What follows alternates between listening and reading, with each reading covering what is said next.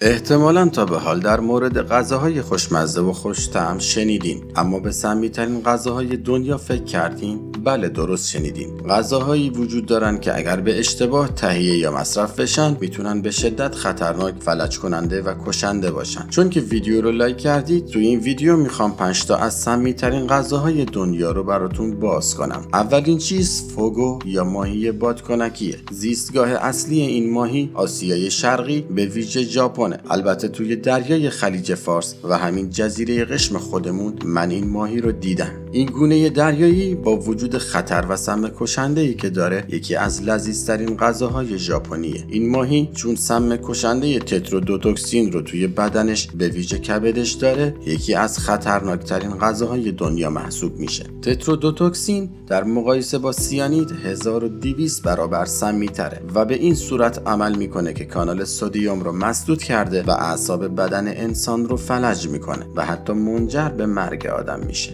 طبق گزارشات سالانه نزدیک به 50 نفر بر اثر خوردن ماهی فوگو جون خودشون رو از دست میدن. سرآشپزها قبل از این که بتونن این ماهی رو بپزن باید نزدیک به 2 سال آموزش ببینن و مجبور به گذروندن آزمونی هستن که تنها تعداد کمی از شرکت کننده ها موفق به قبول شدن در این آزمون میشن. مورد دوم یکی از میوه های ملی کشور جامائیکا یعنی آکی هست. آکی یکی از سمی‌ترین مواد غذایی دنیا به شمار میره. این میوه باعث بروز اتفاقاتی توی بدن آدم میشه که هیچکس علاقه‌ای به تجربه کردن اون نداره. آکی حاوی سمی به اسم هایپوگلیسرینه که باعث بروز استفراغ شدید میشه، بیماری که به عنوان استفراغ جامائیکا معروفه. کسایی که این میوه رو قبل از این که به طور کامل برسه مصرف میکنن، اگر ظرف مدت کوتاهی به مراکز درمانی نرسن جونشون رو از دست میدن. البته که فقط نارس این میوه همچین سم و خطری رو داره. وقتی که به طور کامل میرسه سمش از بین میره و قابل خوردنه. مورد بعدی رو شاید باورتون نشه، ولی واقعا چینی‌ها و تایلندی‌ها تف پرنده رو به عنوان غذا مصرف میکنن. در واقع این غذا لانه پرنده است که به طور خاصی توسط بزاق دهان پرستو ساخته میشه. این غذا جزو خطرناکترین غذاییه که توی چین، تایلند، ویتنام و بورنئو محبوبیت داره. این سوپ یکی از غذاهای خوشمزه و گرون قیمت توی چین و تایلنده، جوری که یک لانه متوسط پرنده به قیمتی حدوداً $2000 به فروش میرسه و به خاطر همین قیمت بالاشه که مردم جون خودشون رو توی خطر میندازن که بتونن این لونه ها رو تهیه بکنن. وقتی این لونه ها رو توی آب میذارن بافت ژلاتینی مطبوعی پیدا میکنه که هم به عنوان سوپ سرو میشه و هم روی برنج میریزن و میخورن. خطرناکی این غذا به 2 صورته: هم به دست آوردن و جمع آوری این لونه ها از سوراخ‌های توی ارتفاع کوه‌ها و غارها خطرات خیلی زیادی داره و هم خوردن این سوپ ها خطر ابتلا به آنفولانزای مرغی و ویروس‌های ناشناخته مثل کرونا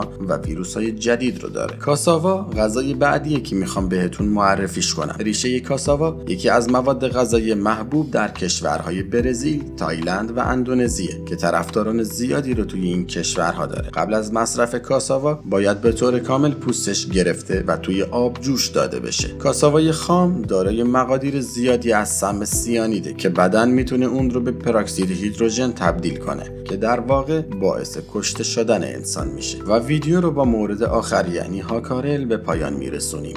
هاکارل یکی دیگه از مواد خطرناک غذایی دنیاست که قدمت اون به زمان وایکینگ ها برمیگرده. هاکارل غذای ایسلندیه که از گوشت تخمیر شده یک کوسه گرینلندی درست میشه. از اونجایی که این کوسه فاقد مجاری ادراری و کلیه است، مواد و ضایعات سمی در گوشت این کوسه انباشته میشه. گوشت این کوسه در حالت عادی بسیار سمیه و دارای سطوح بالایی از اکسید تریمتیل آمین و اسید اوریکه که اگر بلعیده بشه میتونه باعث مسمومیت شدید، ناراحتی روده، اثرات عصبی و خیلی وقتها منجر به مرگ بشه. برای میل کردن این گوشت کمیاب و گرون قیمت باید کاملا تخمیر و پوسیده بشه تا سم‌زدایی و قابل خوردن باشه. ممنونم که تا ته ویدیو همراه ما بودید. اگر از محتوای ما لذت میبرید لطفاً کانال رو سابسکرایب کنید و زنگوله بغلش رو فعال کنید تا از ویدیوهای جدید ما با خبر بشید. شما رو به خدای بزرگ میسپارم. خدا یار و نگهدارتون.